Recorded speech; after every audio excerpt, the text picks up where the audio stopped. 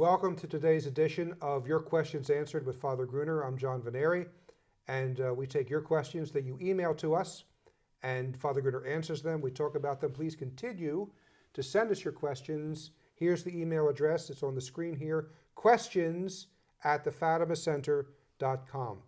We've been talking about Freemasonry. People ask us about Freemasonry, and as part of the question, someone wrote in and said, if you know that certain members of the clergy are Freemasons, can anything be done about it? How would you deal with that question? Well, certainly there's lots of things can be done about it. First of all, the old code of conduct, the old code meaning the 1917 code, spoke about the fact that your obligation to report any member of the clergy to the Holy Office.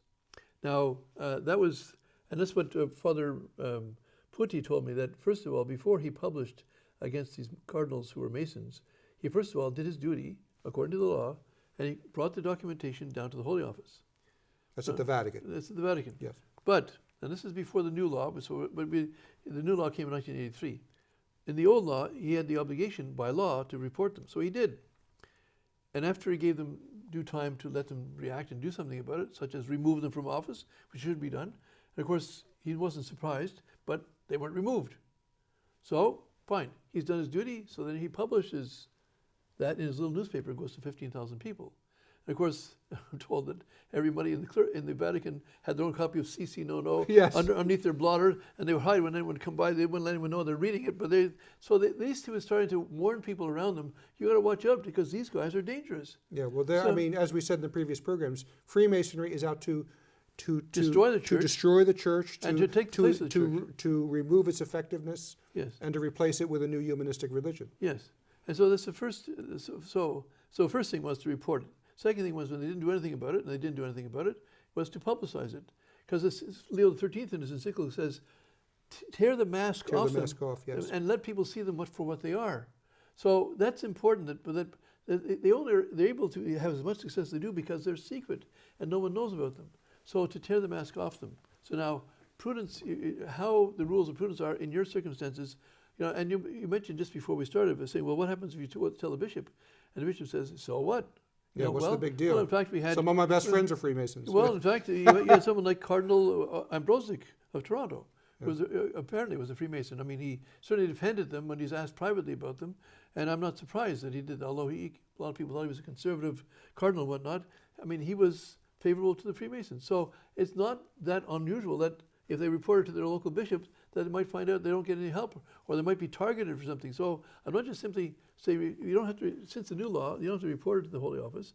The Holy Office doesn't, I don't think they have to, as far as I know, because since they're not excommunicated, by law, they are excommunicated by God anyway, but reporting them, I think we have to be as wise as serpents and innocent as doves.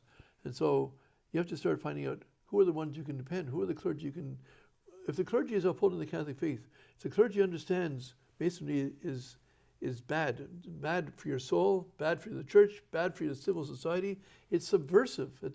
Its intention is to undermine civil society, its intention to undermine the ecclesiastical society. It is subversive. So subversives don't say, by the way, here I am, I'm subversive. They are much more subtle. So you have to find out who are the people who have core values which are not subversive. And then you start forming helps with them. If by all means, if they want to get in touch with good priests and who can explain things to them further, and some priests are more expert on this matter than others. Oh yes, and one of the things too that is very frightening, and I mean I'm saying this in the final minute of the program, but we need to be concerned the fact that how much Freemasonry loved the Second Vatican Council. Yes, they loved the Second Vatican Council because this new idea of religious liberty, that everyone has the positive right to practice any religion they wish.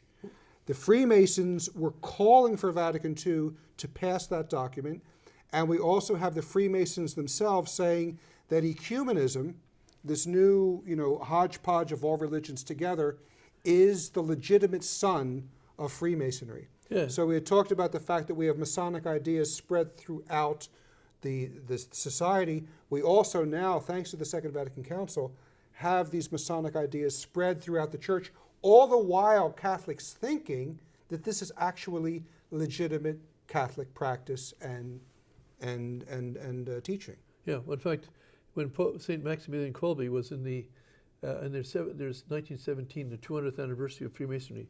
Now, Masonry goes back much more than 1717, but they proclaim that they surfaced in 1717. And in 1917, they had the 200th anniversary celebrations for that. And then they said that Satan will rule, the faithful will be following under the keys of obedience, but they'll be following our orders. And this is what they've managed to achieve. And sometimes people are doing Masonic things within the church, but actually doing what the Masons want them to do, not what Christ wants them to do, not what the church has taught for all time. So pray your rosary. Our Lady says, pray your rosary every day. She said it's a spiritual inoculation. If you pray your rosary, you will not fall into heresy. If you fall into heresy and you keep praying the rosary, she'll get you out of it. That's the first thing, because people sometimes think that they know everything they need to know. Most Catholics don't know the absolute need for grace. Grace is supernaturalism. You can't be good without grace.